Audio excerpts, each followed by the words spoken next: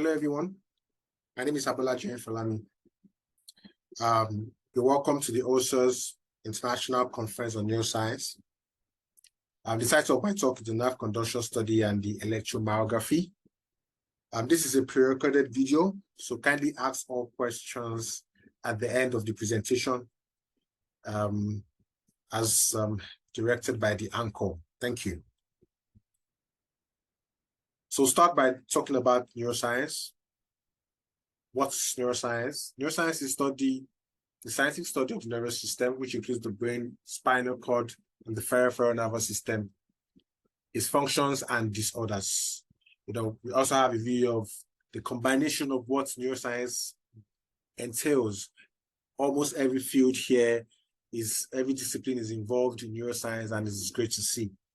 Now, the scope of neuroscience has broadened over time to include different approaches and techniques used to study the nervous system at different scales.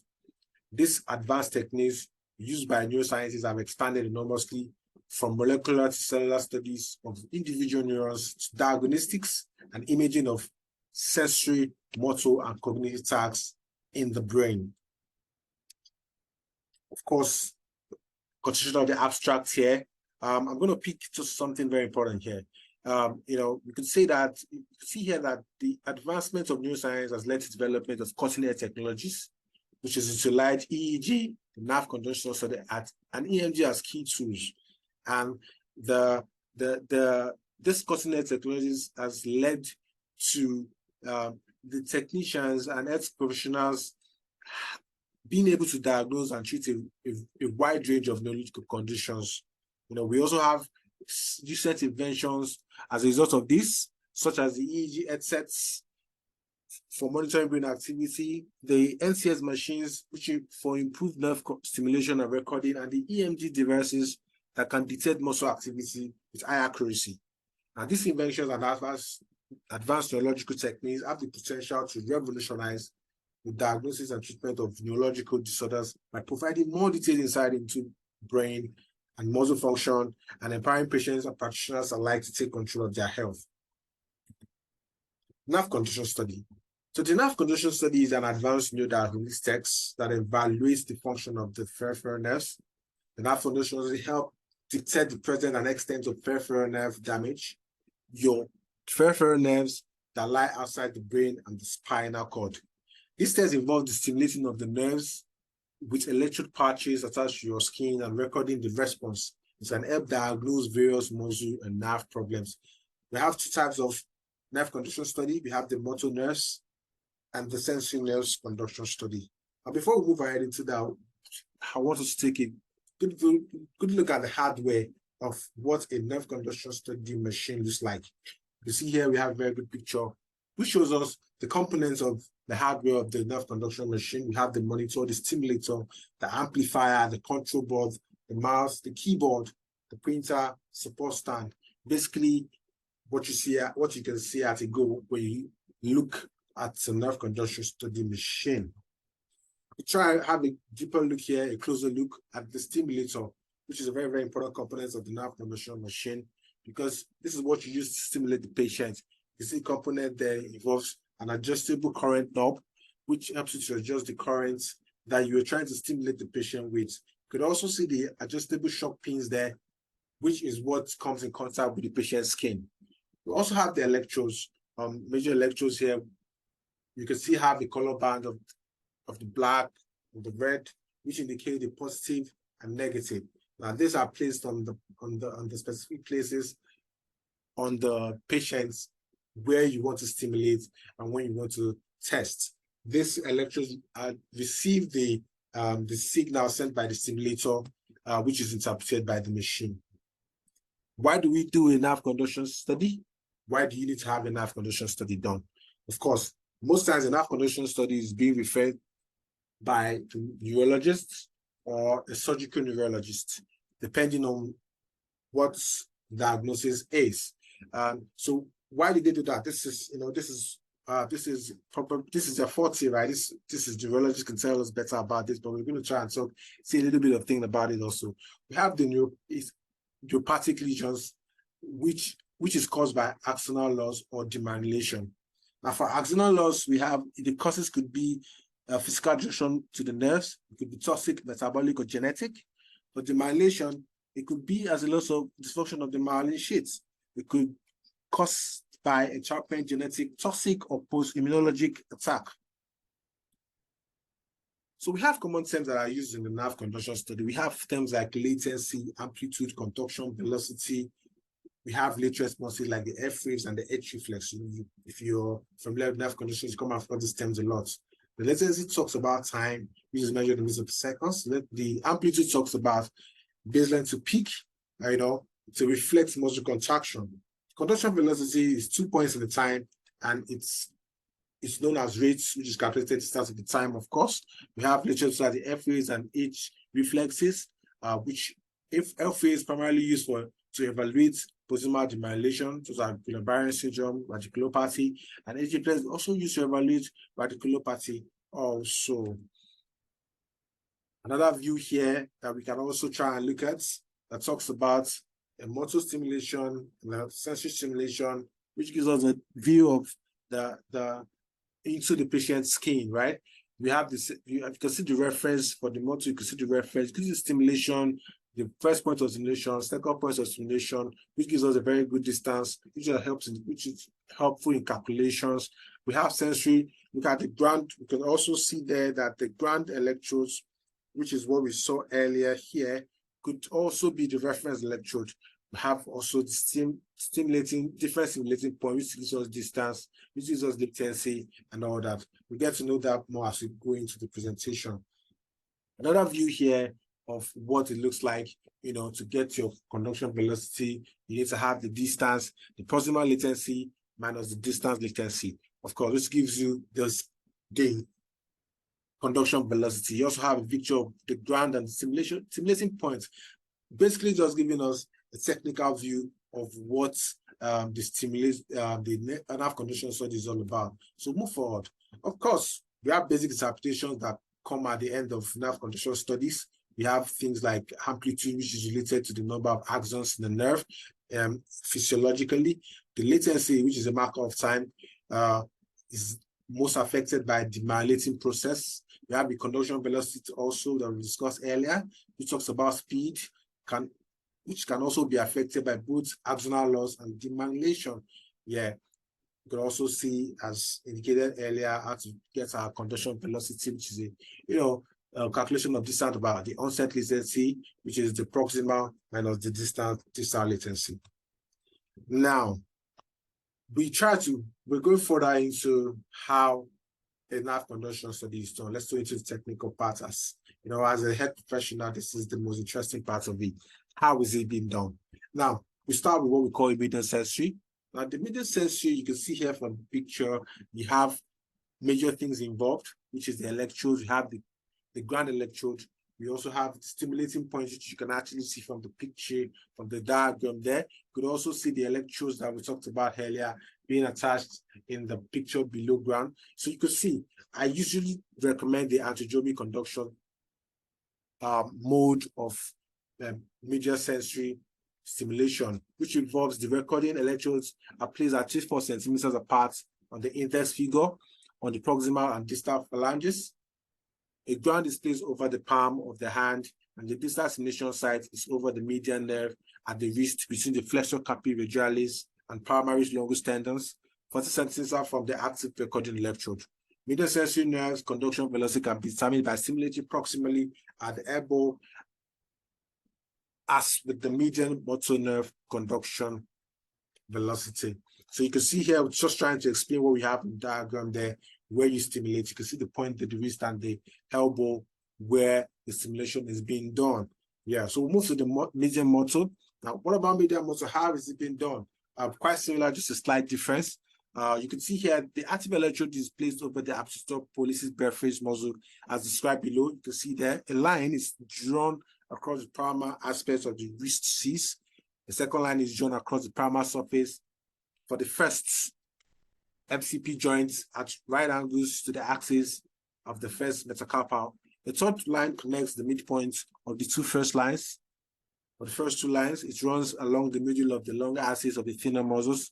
The midpoint of the third line is considered to be the center of the median innervated thinner muscles. The inactive electrode is placed over the thinner tendons on the lateral surface of the thumb. The ground is located over the zorzum of the wrist. You can see the median nerve is stimulated approximately 2 centimeters proximal to the wrist crease between the flexor carpi radialis and palmaris longus tendons. The average distance is 7 centimeters from the calcium stimulation site to the active recording electrode. The median nerve is stimulated proximally at the elbow between the bicep tendons and the medial epicondyle over the brachial pulse. You can see here from the diagram also, it explains to us how the median motor is being done. You can see the ground electrode being placed at the wrist there. You can see the two electrodes, the positive and the negative being placed, and the stimulation being done at the wrist and the elbow. That's how the median motor is being done. So we'll move ahead to the ulnar sensory. You can also see here that the ground electrode is around the wrist. You can see the placement of the electrodes. Let's go ahead. How is it done? The sensory recording electrodes are placed on the proximal and distal phalanges of the fifth digit 3-4 centimeters apart. The proximal electrode being the active recording electrode. The ulnar nerve is stimulated at the wrist 40 centimeters from the active recording electrode. Conduction velocities can be determined by stimulating the ulnar nerve at the proximal location, such as the elbow, the upper arm, the supravascular area, which is the F point. The ground is trapped on the palm. You can see that the ground strap is located on the palm. So, like I said, I always recommend the antidromic conduction system of stimulation because it's just one of the best readings at the end of the day. So you can also see that the explanation that we have here on the picture tells us where the ground electrode is being stopped. You can see the first two the conducting electrodes there and where the stimulation point is being done. Move forward. Now the ulnar motor. How is the ulnar motor being done? It's also quite similar. You can see what's going on there. The electrode are placed at the ground electrode is placed and the recording electrodes are placed at the position. Then you can see points where you have to stimulate. The active electrode is placed over the hypothalamic muscle, one halfway between the distal wrist crease across the ulnar border of the wrist and the distal transverse palmar crease across the ulnar border of the hand. The electrode is placed along this line over the highest prominence of the hypothalamic muscle. When viewed along its axis, the inactive electrode is placed over the hypothalamic tendon at the level of the MP joints of the fifth digits. The ground strap is placed around the zorzum of the wrist. The ulnar nerve is stimulated distally 2 centimeters proximal to the wrist crease over the flexor carpi tendon. The standard distance between the distal stimulation site and the recording electrode is 7 centimeters. The proximal stimulation site is over the ulnar nerve, just proximal to the medial epicondyle at the elbow. Conduction velocity is also determined by stimulating the ulnar nerve below the elbow and the supraclavicular area, which is the L point. You can also see here that same with other ones you've seen. The explanation there is you can see it on the picture where the electrodes are placed, the stimulation points, and the different stimulation points, and the where the conduction and we have stimulate and where the conduction takes place. You can also see there. We'll move ahead also. Now we talk to the parietal sensory. Parietal sensory. You can see here the place the recording electrode in between the fourth and fifth tendon near the ADB. You can use the bar and disc electrodes. Measure proximally to 10 to 40 centimeters on the side of the leg. This is your stimulation site, and you might need to move around some. You would like to pass the lateral colossus, but distal to where the calf gets big. You can also see here what this is trying to tell us. You can see here that at that point you have to stimulate where you have to place the electrodes. You see where the ground is being strapped around the ankle right there, where you do your stimulation points. So that's for parietal sensory. Parietal motor, of course, you have to look at. You can see the picture there also. The points where you have to stimulate, you have the recording electrodes where you have to place them, where they have to put the ground electrodes, and the stimulating sites. Also, How do you get it done? The peroneal muscle. The active recording electrode is placed over the extensor digitorum brevis muscle approximately 1 centimeter distal to the bony prominence of the talus over the metaphalangeal joints. The reference electrode is placed over the lateral surface of the fifth digits.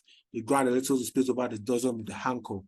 The peroneal nerve can be stimulated distally over the anterior ankle, 2 to 5 centimeters lateral to the anterior tibial muscle, 5 centimeters proximal to the lateral molluscus.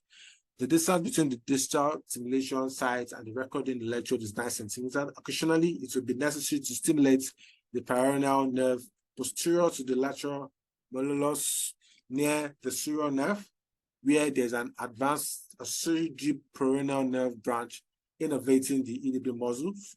The peroneal nerve is stimulated proximally at the knee over the palpable portion of the peroneal nerve in the lateral popliteal fossa, 5 centimeters above the fibular head.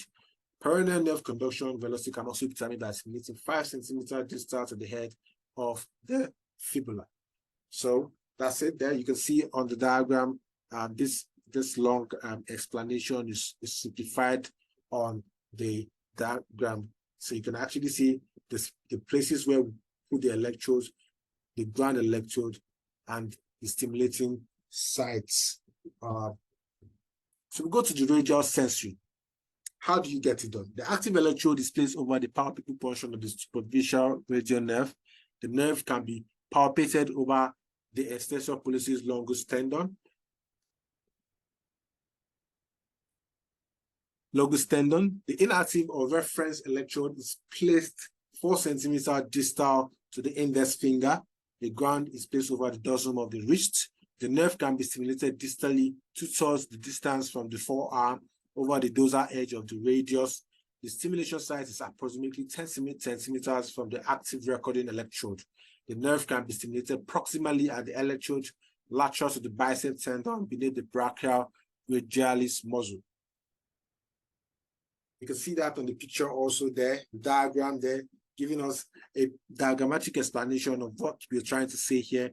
You can see where the electrodes are placed, the ground, you can see the stimulation points where you need to stimulate and to get your results. We go to the radial motor. The radial electrodes are placed over the extensor digitorum communis or the extensor indicis muscle, with the active electrode over the belly of the muscle and the reference electrode at least 2 centimeters distal to the active electrode over the distal muscle tendon.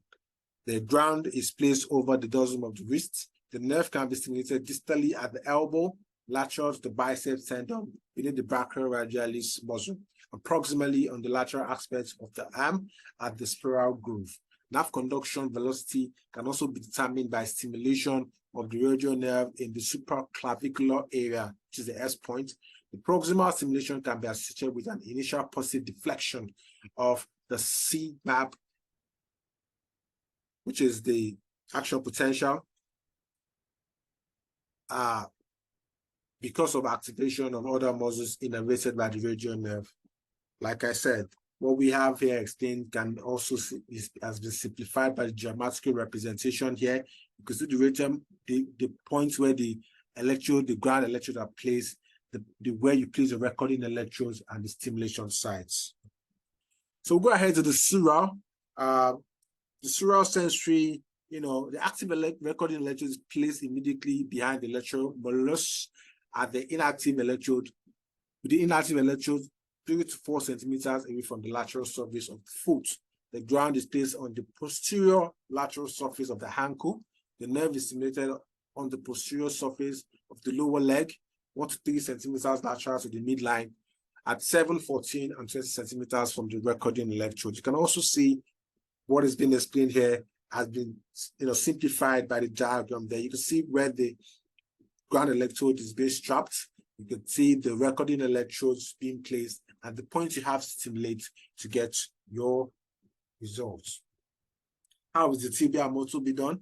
The active electrode is placed at the abductor hallucis muscles, 1 centimeter below and behind the navicular tubercle, 8 centimeters from the stimulating electrodes. The inactive electrode is placed on the muscle tendon at the level of the first digit. The ground is placed over the dorsum of the ankle. The nerve is stimulated distally behind and above the major malleus, and proximally at the level of the knee in the lower border of the popliteal space over the popliteal artery. You can also see what has been explained here, simplified by the diagram.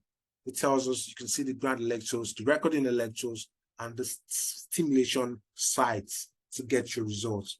Now, the femoral muscle also, the active recording electrode, is placed over at the center of the vastus medialis muscle.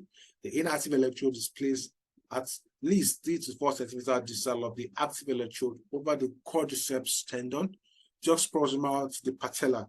The ground is placed at the leg, on the leg halfway between the recording and stimulating electrodes. The site of stimulation is a point below the inguinal ligament and lateral to the femoral artery. You can also see what's been displayed there at the diametrical representation there, where the ground electrode is being played, recording electrodes, etc., and where you have to stimulate.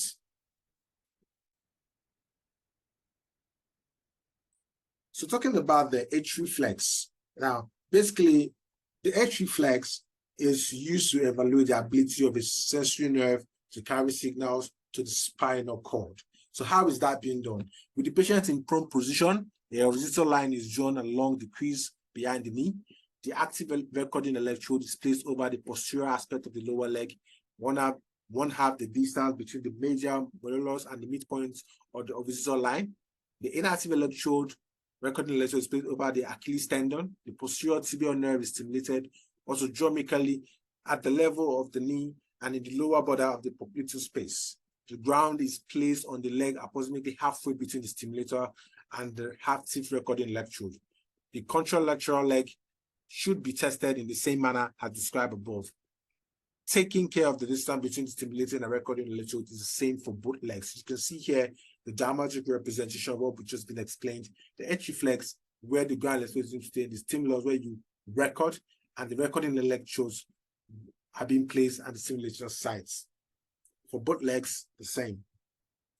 Now, we talk about the F wave, which is also a very important part of the nerve conduction study. Now, the F wave is used to evaluate the ability of a motor nerve to carry signals to the sensory cord, to the spinal cord.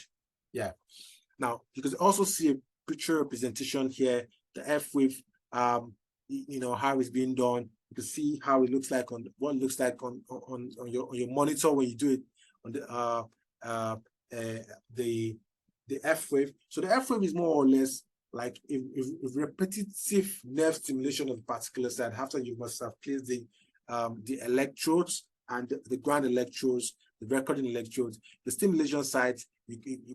For example, we have the tibial nerve here, the stimulation site here. So it's repeated stimulation of that particular site, which will give us a reading, as you can see on the screen there, across all the way down there. Yeah, so that's what the F wave is all about, basically. All right, so we go ahead, you know, having explained how the test is being done, the nerve conduction study test, majorly, having explained that it's being done, we try to have a sample of what it looks like. This is what a sample of a nerve conduction report looks like on the screen. This is what you actually see on your monitor during testing. You can see here the amplitude, the latency, and the distance, you know, that we've been talking about, and you can see there represented on the screen there. You can see that the speed at which is being the stimulation, the muscle contracts, which gives us the different amplitudes, or over the 3 lines. You can see that the amplitudes differ over the 3 lines. You could also see the values being gotten from the stimulation of those sites at the wrist and at the elbow and the axilla on this particular result.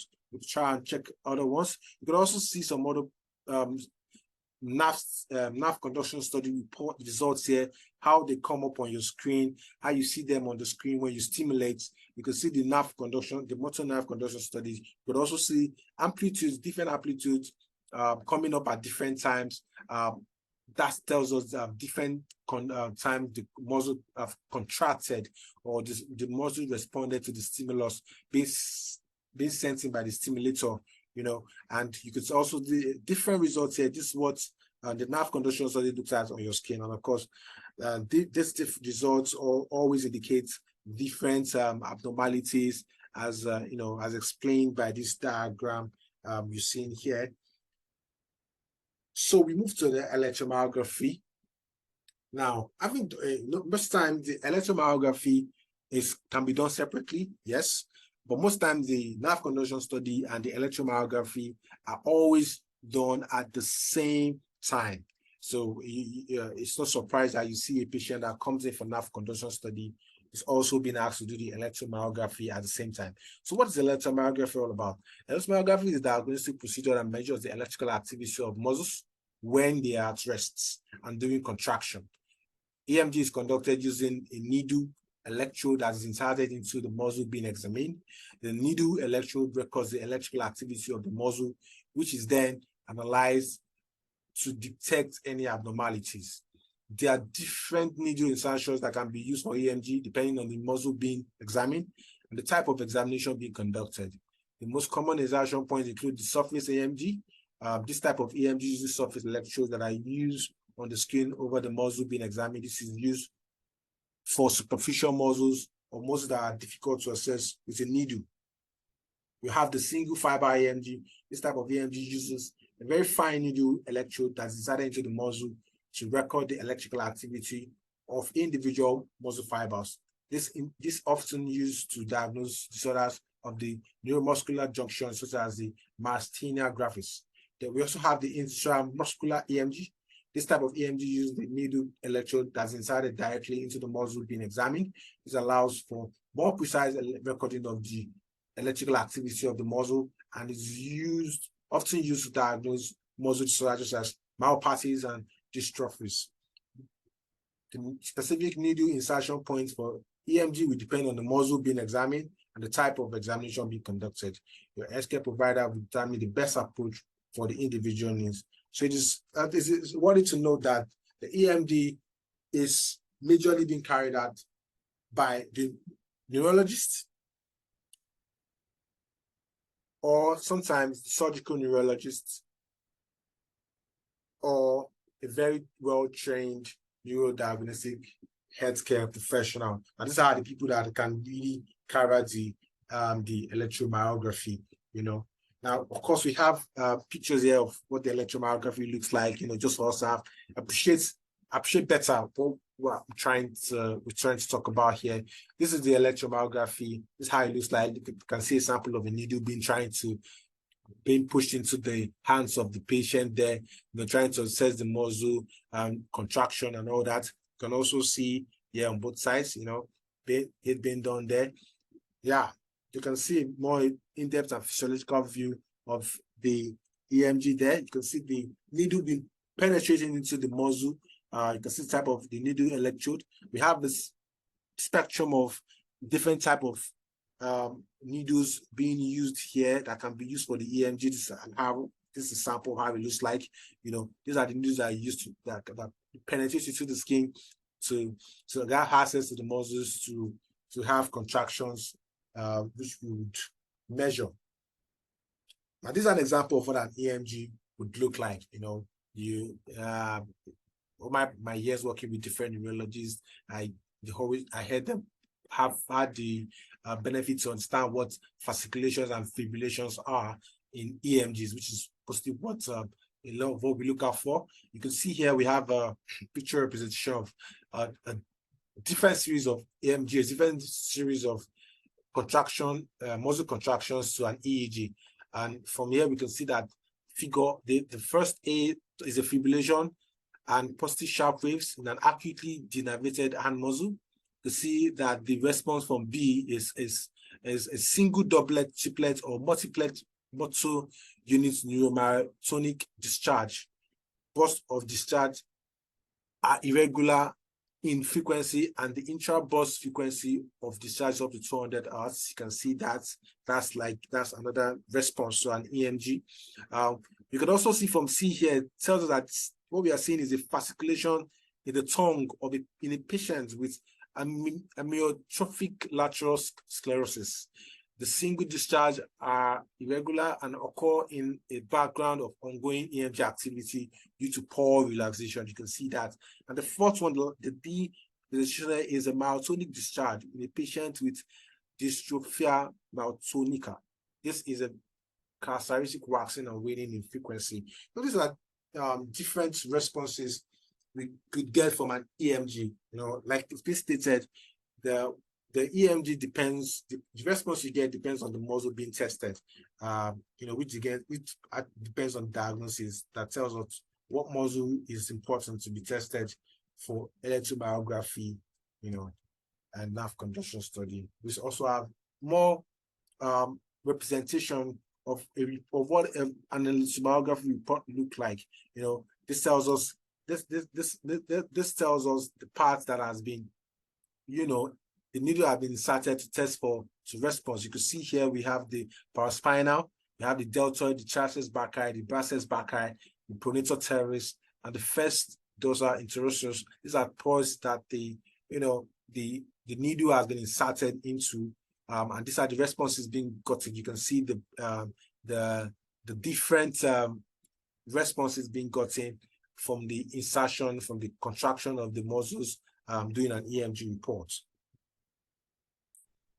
To conclude this, I like to say the field of neuroscience continues to advance, and it is likely that we will even see more groundbreaking inventions that enhance the power of the EEG, the nerve conduction study, the electromyography, to improve our understanding of the brain and nervous system, and ultimately enhance patient treatment and outcomes that has made it imperative for clinicians and healthcare professionals to have a deeper and better understanding of technological advancements and pertinent techniques. Of course, my references that has to have this presentation, I've had to look through to be able to have this presentation here, to come up with this presentation. Very, very wonderful resources and links. You can actually look into them. They have great information about nerve conduction study, about electromyography. Thank you very much. Thank you, everyone. Thank you so much. Over to the anchor now. Thank you.